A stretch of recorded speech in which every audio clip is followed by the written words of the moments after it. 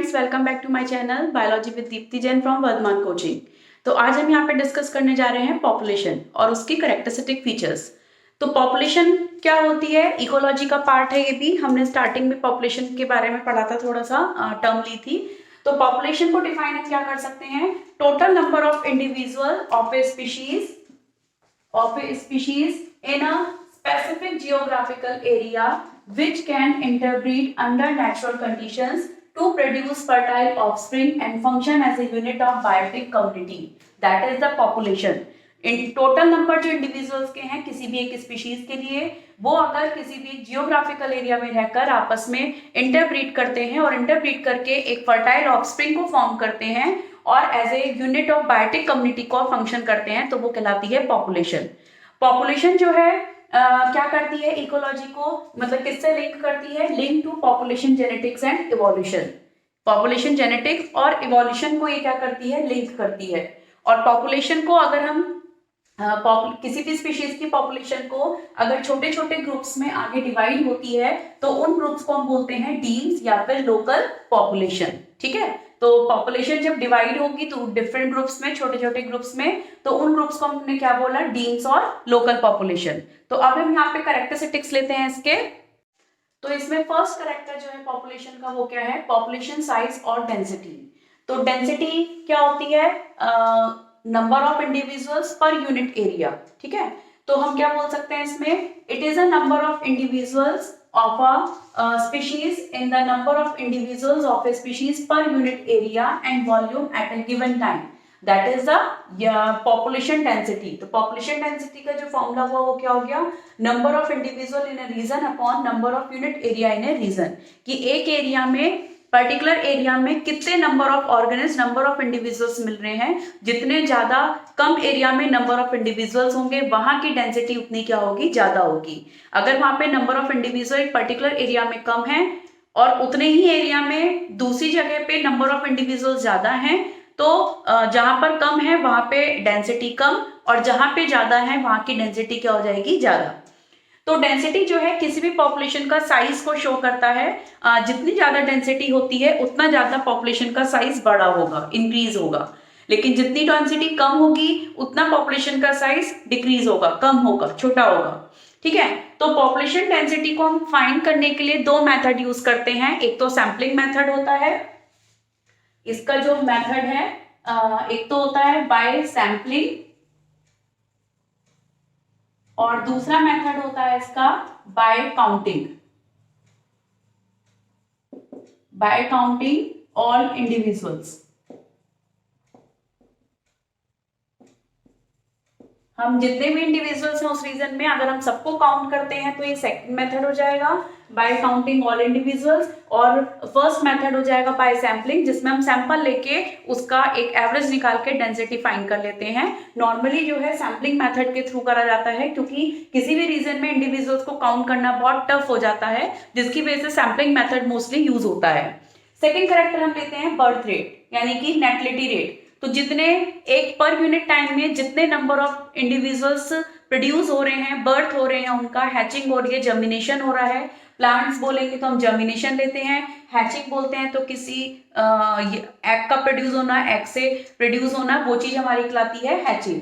तो पर unit time में जितने भी यंग वन प्रोड्यूस हो रहे हैं वो क्या कहलाती है, उसकी बर्थ रेट। यानी कि number of young one produced by the birth, number of young one produced by the birth, hatching और germination per unit time, that is the birth rate और natality rate। ये जो है ये population size को क्या करेगी, increase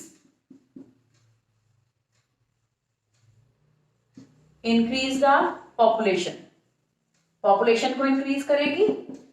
इसी के बेसिस पे डेथ रेट यानी कि मोर्टेलिटी रेट। तो इसमें जितने नंबर ऑफ ऑर्गेनिज्म की डेथ हो रही है पर यूनिट टाइम में वो कहलाती है death rate. It is the number of individuals that die per unit time. एक यूनिट टाइम में कितने इंडिविजुअल्स की डेथ हो रही है वो उसकी डेथ रेट कहलाती है। और ये क्या करती है, डिक्रीज। पॉपुलेशन को क्या करेगी, ये डिक्रीज। फिर आता है सेक्स रेशियो। तो सेक्स रेशियो में हम लोग मेल और फीमेल का रेशियो निकालते हैं कि 1000 मेल्स में कितनी फीमेल्स हैं, है ना। तो उसका रेशो जो निकलेगा वो कहलाता है सेक्स रेशो, कि मेल कितने मेल पर कितनी फीमेल प्रोड्यूस हो रही है।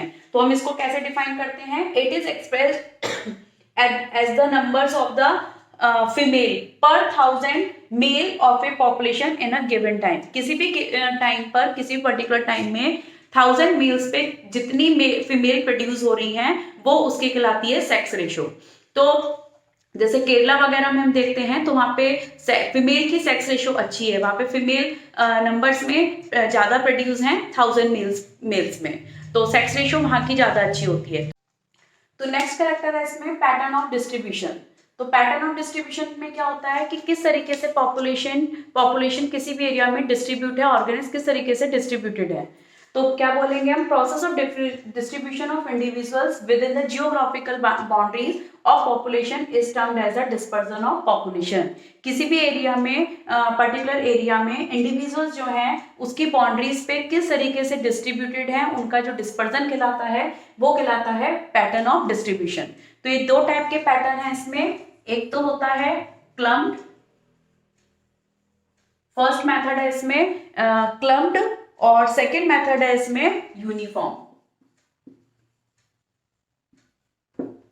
ठीक है, क्लम्प्ड मेथड अगर मैं आपको एक डायग्राम की हेल्प से बताती हूं, जैसे कि हमने एक ये एरिया ले लिया और क्लम्प्ड मतलब हो गया जिसमें कि कोई एक पैटर्न नहीं है। ठीक है, तो उसमें क्या हो गया, कहीं पर ज्यादा इंडिविजुअल्स हैं, कहीं पर कम है, इस तरीके से।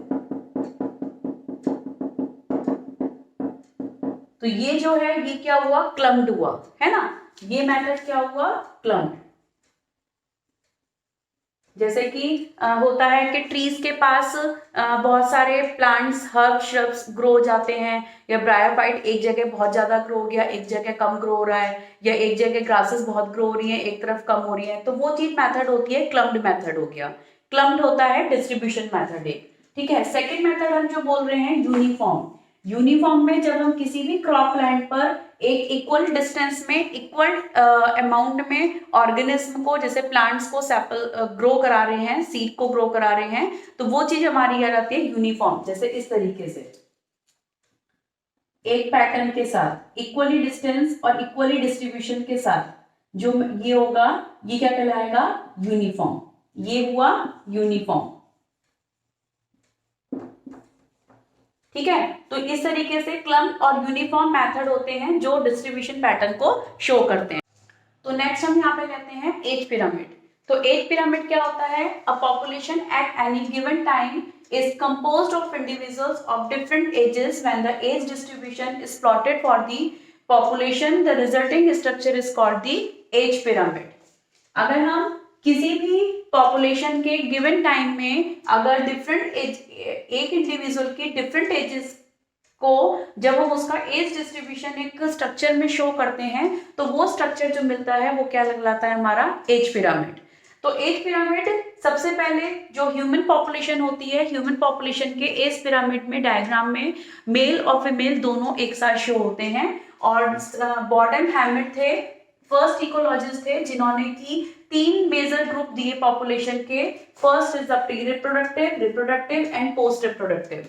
प्री रिप्रोडक्टिव हुआ जो प्यूबर्टी से पहले की स्टेज है, रिप्रोडक्टिव स्टेज हुआ जो प्यूबर्टी वाली स्टेज हो गई जिसमें कि जो इंडिविजुअल है वो ब्रीड कर सकता है, और पोस्ट रिप्रोडक्टिव हो गया जो ओल्ड एज आ रही है।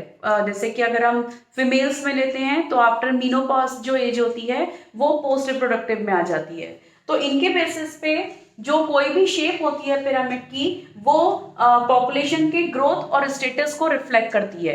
तो यहाँ पे हम 3 टाइप के ग्रोथ एज पिरामिड देखते हैं। First is the expanding, second is the stable and third one is the declining. तो जो एक्सपेंडिंग है इसको हम ब्रॉड बेस भी बोलते हैं, ब्रॉड बेस पिरामिड भी बोला जाता है इसको। और जो स्टेबल है इसको बोला जाता है बेल शेप्ड, बेल शेप, और इसको बोलते हैं अनशेप्ड।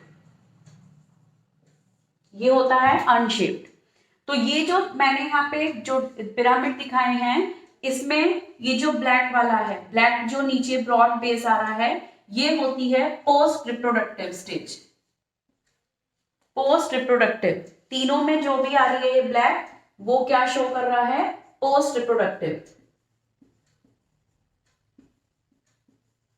ठीक है, और जो ये रेड वाला पोर्शन है ये शो कर रहा है किसको? रिप्रोडक्टिव स्टेज को।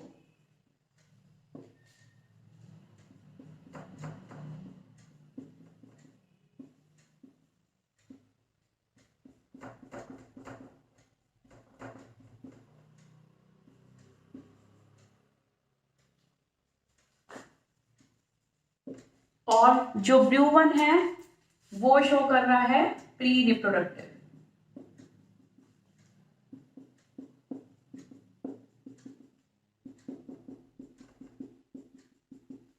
ठीक है, जो ब्लू वाला है वो किसको शो कर रहा है? सॉरी, ये हो गया ये वाला हुआ पोस्ट, और ये भी पोस्ट हुआ ऊपर वाला हुआ पोस्ट रिप्रोडक्टिव, और जो नीचे वाला है वो प्री रिप्रोडक्टिव।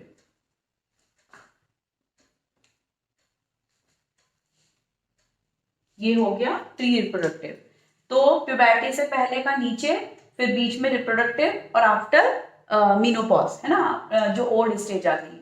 तो ब्रॉड बेस एक्सपेंडिंग में आप देखेंगे कि इसमें जो है लार्जर नंबर में कौन शो हो रहे हैं? इसमें लार्जर नंबर में क्या आएगा?